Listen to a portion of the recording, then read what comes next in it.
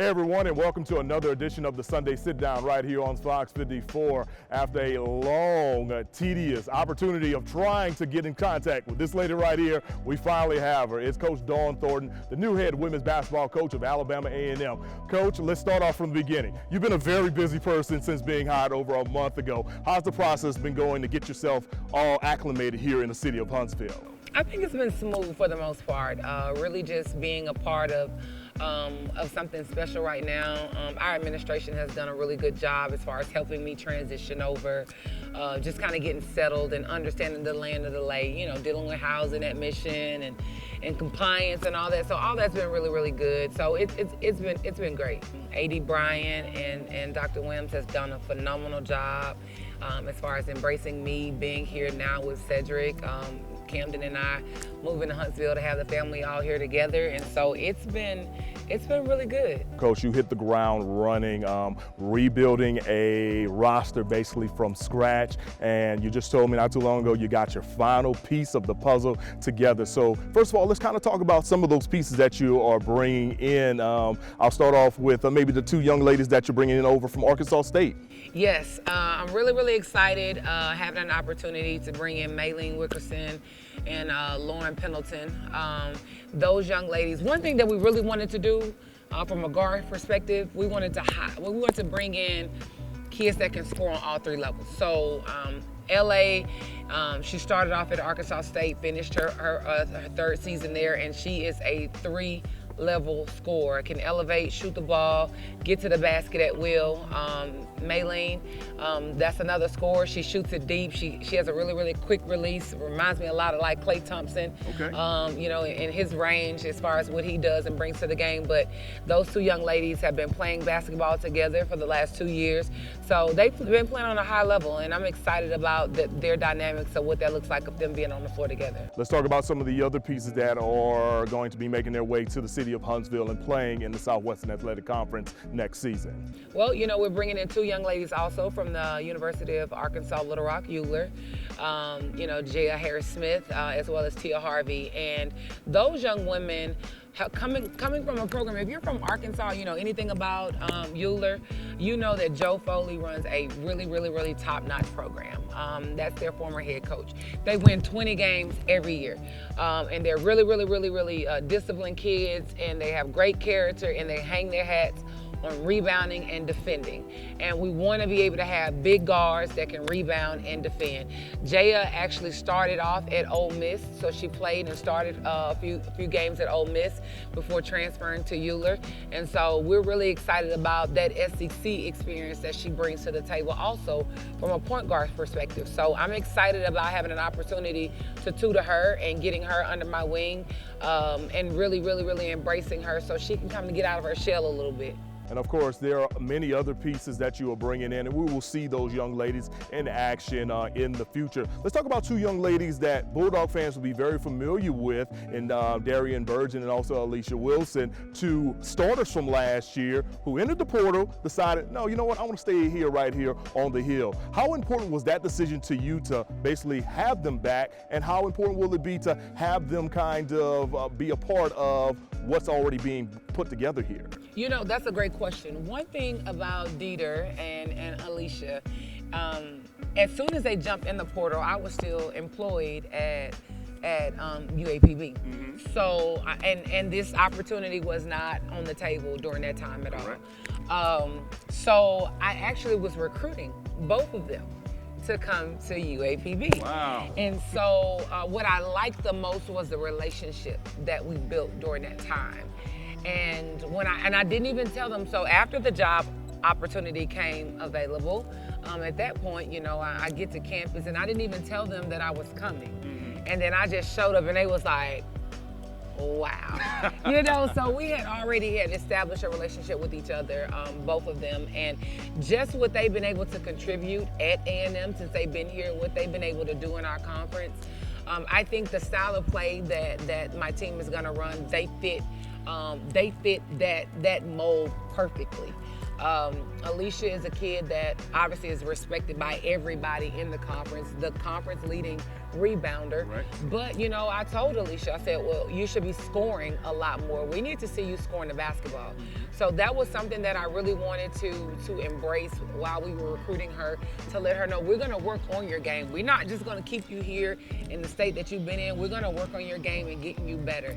And then Darian is another kid. That's a 3-level scorer also. But she wasn't as confident. I think that Darian had all the potential to be a second team, if not a first team all-conference player. But that consistency and that confidence level and that swag that you got to have in order to be able to be that player, she didn't really have that. She doesn't really have that. And we talked about it, so it's not like something that she doesn't really know, you know. But, you know, we're going to work on that. She wants to embrace it, and I think that she's excited about that new role. Of course, you are SWAC through and through. You play basketball at Jackson State. You've had multiple opportunities to coach within this conference at Prairie View, also at Arkansas Pine Bluff, and now at Alabama A&M. What are some of the things that you love about the Southwestern Athletic Conference that you've seen both as a player and now as a coach? This conference means a lot to me. It's deeper than just athletics. The reasons why our schools were created to give us an opportunity to get an education when there are a lot of campuses that wouldn't allow us to set foot on their campus. You know, a lot of universities wouldn't allow us to set foot on their campus. And so it means everything to me. You know, it's disheartening sometimes to hear, you know, people talk about, you know, coaches going from one SWAC school to the next. That's a little disheartening to hear sometimes, but this conference has a lot of great coaches.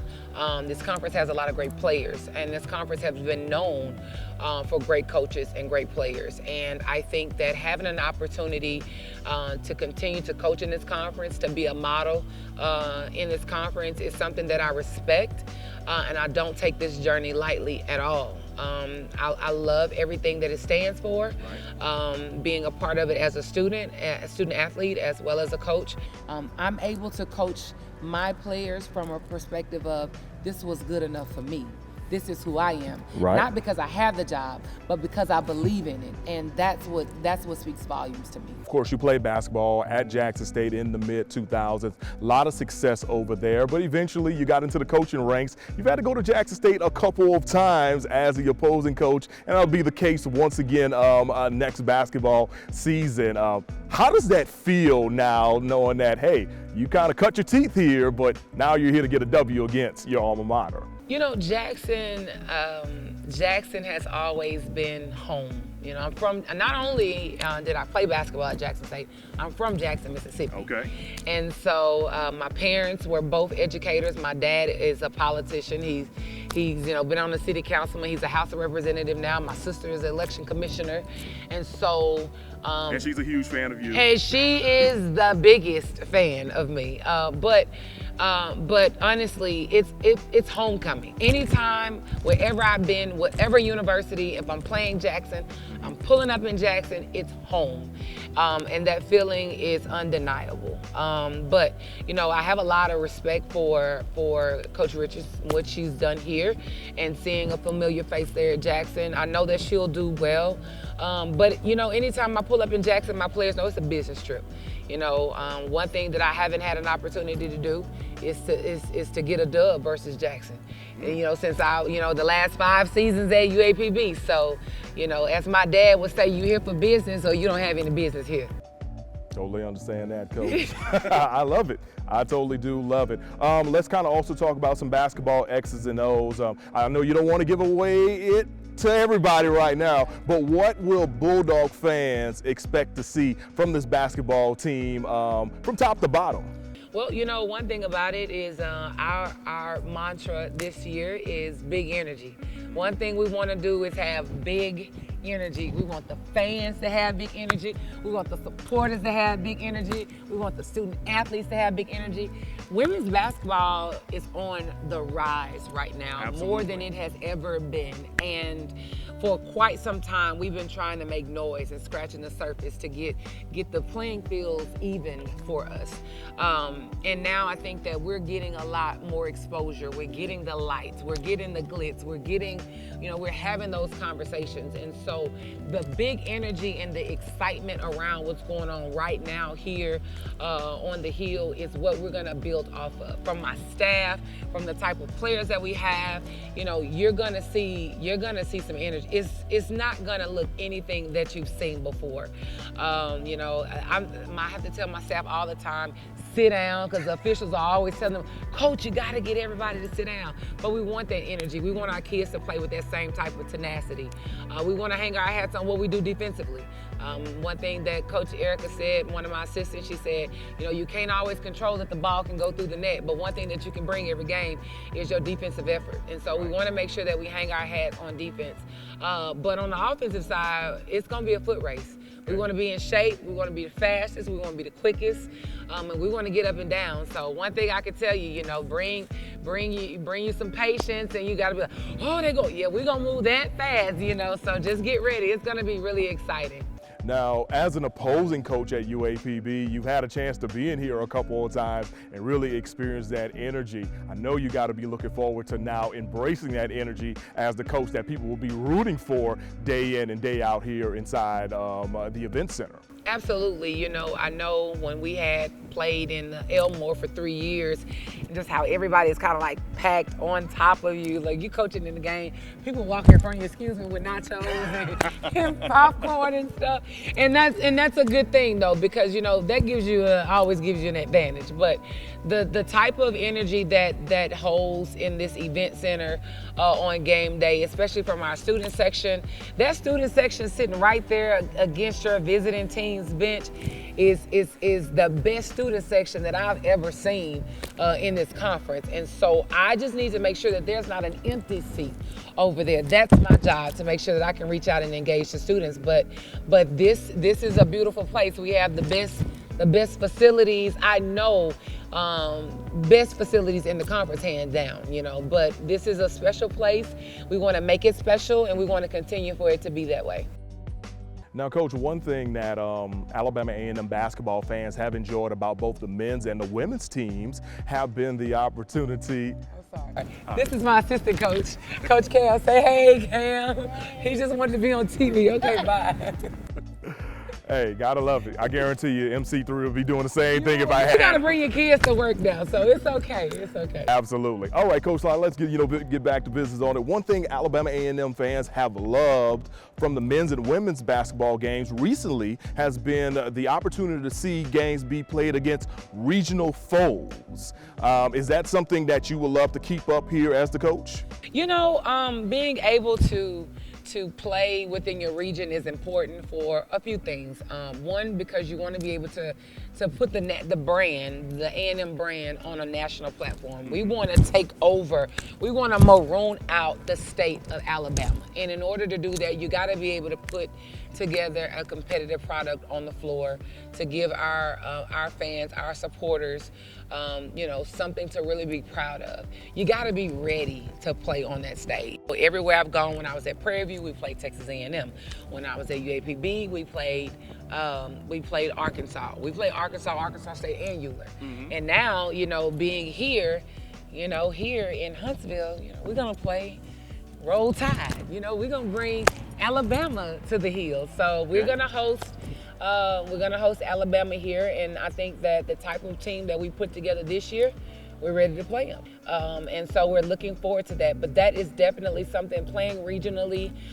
We got North Alabama and a few other schools. I know we play UAB every other year also. So really and truly want to be able to embrace that and maroon out this state. Coach, let's take a different turn on some things. I remember when you were being introduced and you spoke with the media, one of the main things that you told us was about the life lessons that you've learned, and you said that do not let the word no continue to be something that drives you with that. What are the life lessons that have been learned about situations where, you know what, it didn't work out here, but look at me now? You know, I've learned that God is always in control.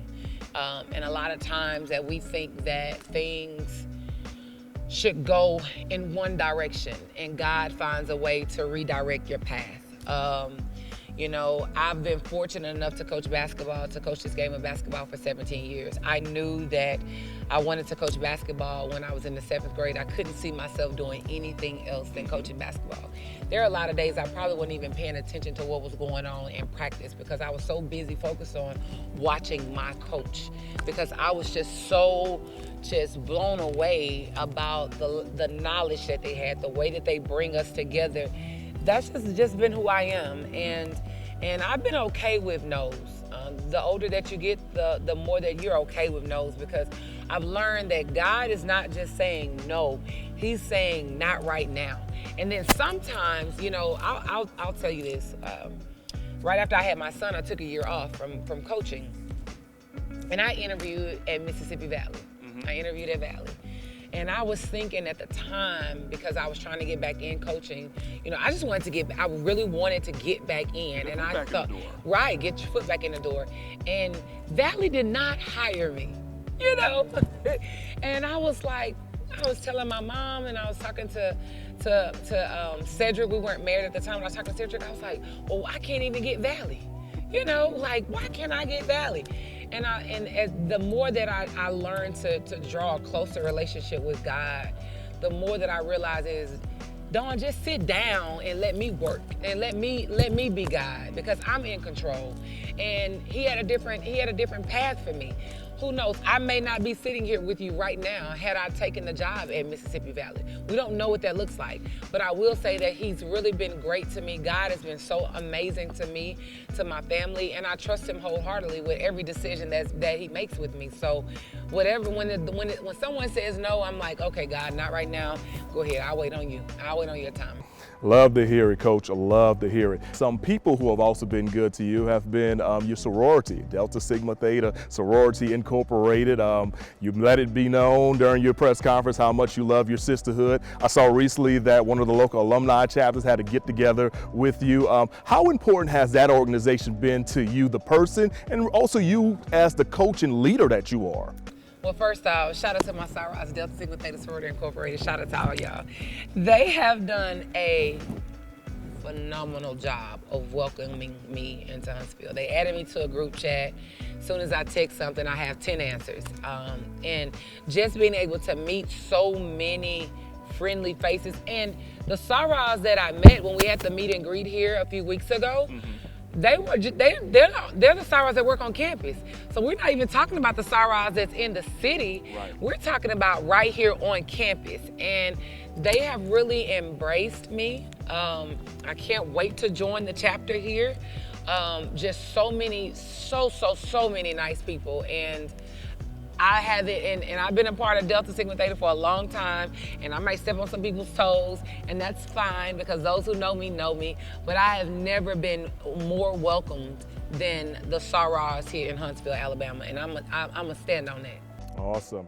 Now, like myself, Coach is an HBCU alum, and Jackson State, as we talk about, Southern. We're going to put that rivalry aside for just a second for professional reasons. But, Coach, here's the thing. I've got some HBCU-related questions, and I want you to go ahead and give me the selection that you think is your favorite, along with maybe a little smart reason as to why. We'll call it HBCU selections. So first, in a group of HBCU rappers, E40, Grambling State, 2 Chainz, Alabama State, David Banner, Southern University. Who you going with?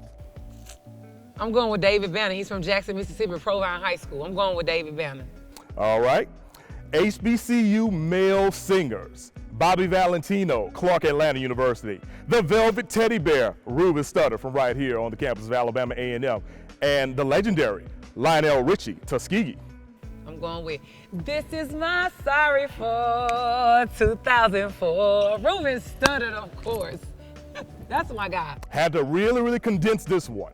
HBCU female artists, Erykah Badu, Grambling State University, your soror, K. Michelle, Florida A&M, or Meg Thee Stallion, Texas Southern.